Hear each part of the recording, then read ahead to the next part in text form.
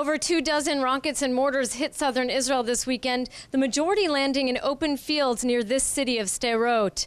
But one Qassam rocket made a direct hit at this cable factory behind me. One Israeli worker was moderately injured from flying shrapnel. A factory official told us the rocket destroyed a laboratory and estimated the damage at a few $100,000 at least. This elementary school took the second direct hit on Saturday. The damage was minimal, but more importantly, the children were home and spared the trauma of the blast. One only has to count the number of bombshells on the playground here to get an idea of how abnormal a normal day in school is. 3 in this section, 1 on the basketball court, 2 near the entrance, and 1 around the corner. That's 7 bombshells in a place where kids are supposed to have a fun break from class. Elisheva Avitan has been teaching high school kids in Sderot at another school across town for more than 30 years. She says children don't move past the trauma of hearing sirens and running for cover. We get children with many problems, behavior problems, and it's getting difficult every year. I think about, we think that when time passes and when it will be silent, maybe everything will pass and the memories will pass and that's all. No, it doesn't pass. I see that there are effects. When the Tzeva Adom or code red siren goes off, everyone has just 15 seconds to run into a secure room. On Saturday, the sirens went off very early in the morning. I could hear the bombing.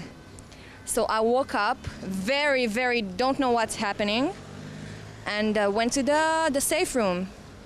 And we were like an hour there. It was very terrifying. Sderot Mayor David Buskila says most residents have grown accustomed to the danger. To live here 11 years with this kind of conditions, you must be strong.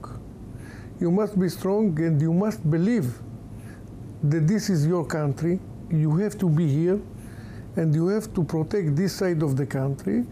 Most residents in Sderot have safe rooms in their homes or bomb shelters in their apartment buildings. But what happens if the red alarm goes off and you're in town? That's what this is for. It's a public bomb shelter, and there are over 300 of them on the streets of Sderot. They're often located next to bus stops and busy restaurants and storefronts. Kids returned to school on Sunday, but residents stayed close to the bomb shelters. It turned out to be a quieter day. 2 rockets hit the town, and only a handful of others fell in neighboring areas without causing damages or injuries. Hamas seems to be enforcing more or less the ceasefire with Israel, sending a signal it's not interested in a further escalation.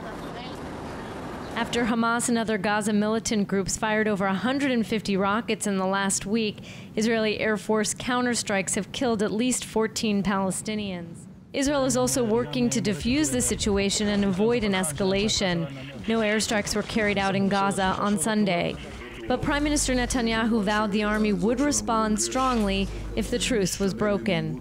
The latest round of violence added 2 new feathers to the cap of the Iron Dome anti-missile system. Among the 12 rockets it shot down, it destroyed its 100th rocket. And on Saturday, for the first time, Iron Dome blew up rockets heading for Sderot, surprising officials who believed the system could not intercept rockets with such a short range.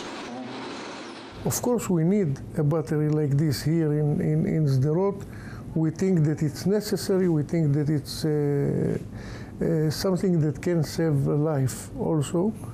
And as a part of Israel and the part that suffers so much, we think that this is a way to put one battery here to give us another solution, till the solution that will stop the fire. Stopping the fire for good seems far off, but the people of Sderot and the South remain resilient and determined to live normal lives. Not the Hamas, not the Palestinians, not the government. Nobody can move me from my house. Nobody. Jordana Miller, JN1, Sderot.